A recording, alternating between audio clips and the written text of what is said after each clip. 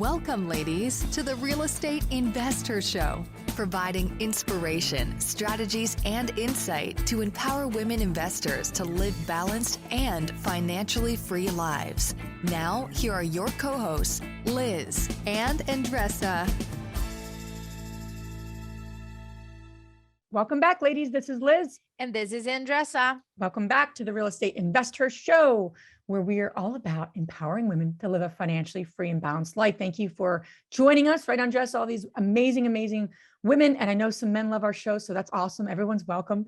But we're here to serve women. We're here to serve you in the best way we can. And excited to have you back on here with another episode, a mini-sode, right, Andresa? Exactly. And if you don't have the time to listen to our longer episodes, this is what you can get in your day. We are good with that. You're driving the kids. Hi, kids.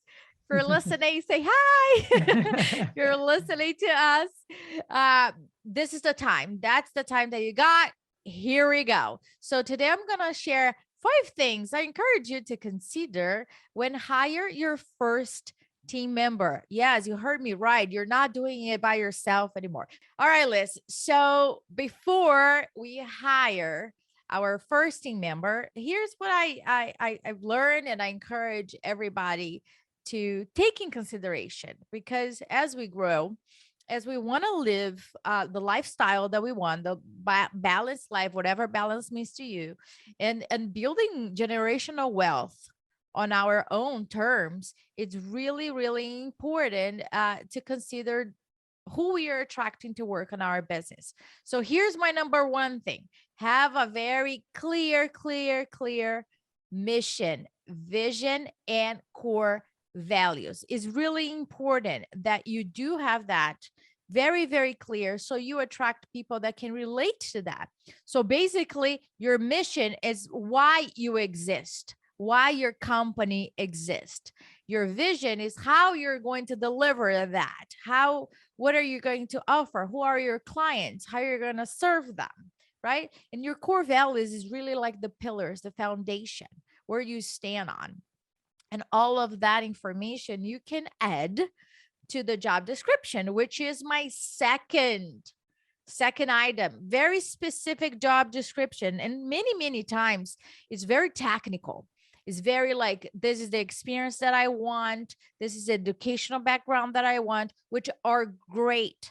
Obviously, you want to make sure you have those very clear there, but I'm asking you to add your vision, add the culture of your company. It's very important for people to relate to that, because guess what? If people that don't relate to your core values and to your mission, where you want to accomplish in the future, they're not going to apply, or it's just not going to be a good match right off the bat. So you want to make sure you add that. The third thing, Liz, about hiring somebody, right? Yeah. They don't come with like a guaranteed. Oh, man. Sorry.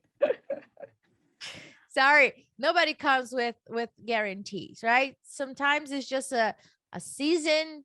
Sometimes it's just a month, and sometimes it's a lifetime, right? Yeah. Well, we sometimes have high hopes in like vetting people and building a team, and we think that it's going to be one way, it's going sideways. So the vetting process is really, really important, and I would spend a lot of time on it. One of the tips that I would recommend, if possible, is to have a one-on-one in person, but outside the office. Go to a coffee shop or meet at some a restaurant for a quick meal or something, because it's important to get to know the person in a different environment.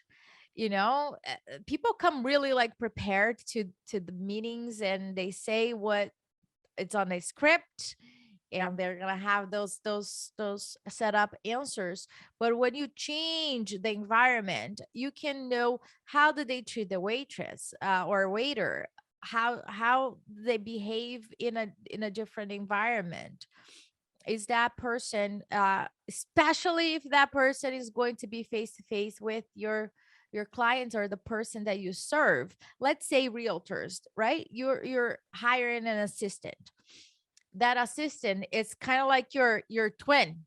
basically, right? You got to be in contact with a lot of clients, and you want to make sure that it's just a mirror of you. So you obviously you're not looking for somebody ready to go, but you want to see the potential. Oh, that person already have a great base, and I can really build upon that. Do you agree with that, Liz? Yeah, I love that. Well, it's interesting, right? Because certain personalities, back to personalities, are going to have more comfort in a social setting than others. And then so you kind of learn a little bit, and there's no right and wrong, but it's really interesting to have people in different social environments. Some people open up, some people close down, right? And that's actually really helpful to understand, because if they're going to be doing a job that requires some of that or needs some of that, it's really, really good insight to know. That's very good point. And I read a book where he was explaining to one of the companies, they hire this CFO that had an amazing experience, an awesome background, no questions asked about his capability of doing his job. However, he was supposed to have weekly or periodical presentations to the team, so he could quote unquote translate those numbers into the vision. What were the obstacles? Where are the results? And the person did not have the skill set to be in front of people and really delivered something that was attainable to people and relatable to people. That was a big no, because the company needed that type of leadership. So think about the tasks that this person is going to do beyond just the experience and the educational background. I think it's nowadays, especially nowadays, that we are running a lot of virtual meetings, different settings, that the team members are quote unquote independent, and we want them to be leading other teams. Is really important to check that. And my fourth item, when you are we're still didn't hire people, we're vetting. The vetting process is very important to what I'm calling here test drive. Not saying that you hire them and you test drive them. No, I'm asking you to give them a task. Ask them to complete something by certain date. And then step back. Do they ask questions about it? Is it clear? If they had challenges, did they communicate to you? Did they deliver it on time? How was the delivery? Was it a video that they needed to do, or a task that they need to do, a presentation that they need to put together, something that is related to the tasks that they're going to do? So you can really like get a sense of, oh, they delivered earlier, they communicated, they had questions. I love when they go beyond, they propose something that I didn't think of, because those are the thinkers that you want. Say, listen, over here, this is what I was asked. I also proposed a second option or third option, or here's another opportunity over here for the company. I love when they are in it with you. So those are good green lights, I would say. That when you're seeing the red lights is when they did not read the directions properly, they did not ask questions about it, and delivered something that it was below your standards and not on time, or maybe didn't even respond. Like disappeared, ghosted. So it's important for you to do those things prior of hiring, so you don't waste a lot of time after. So get to know the person. And the next thing, if you decided to hire this person, this is the next thing is on you. Be prepared.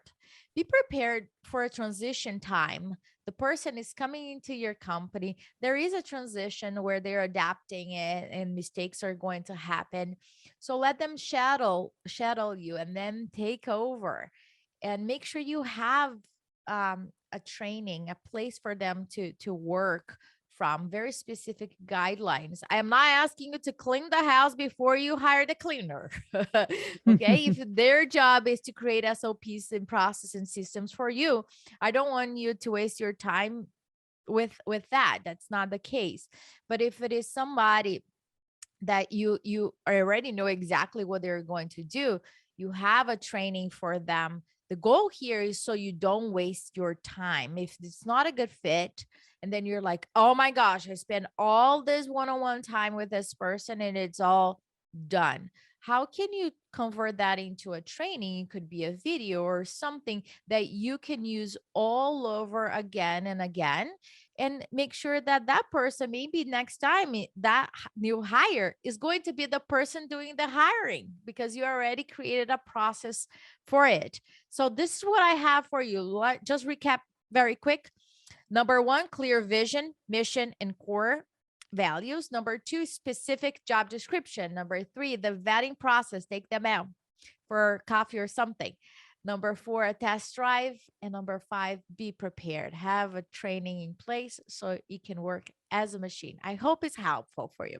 Love that. It's such an important topic because we're all constantly asking, right? What can we let go of? What can we do differently here so we can keep our time on the highest and best use and the highest activities we've been doing? And we should all be asking ourselves of that, whether you're, DIY investor or you're looking to grow a big team. We have to keep that in mind because we can't do it all. And we don't want to do it all. I don't want to do it all. Exactly. And you can hire somebody for 2 hours a week, 5 hours a week. We're not talking about this crazy full-time person unless you really need it, but you can start with baby steps. I highly recommend that you start. Honey, start. If you need more help, let us know. We're here for you. I hope you enjoyed this episode. Let us know if you have any further questions or more details. Happy to share. Bye. If you enjoyed this podcast and want to receive updates on our next interviews, go to our website, therealestateinvestor.com. There, you can subscribe to our show, become part of our investor community, and get updates on upcoming episodes. If you like our show, please share it with other women who would benefit. And don't forget to leave us a rating on iTunes. We'd really appreciate it. And as always, we encourage you to take one action as a result of today's show and put it into motion so you can live both a financially free and balanced life. Thanks for spending time with us. Ciao.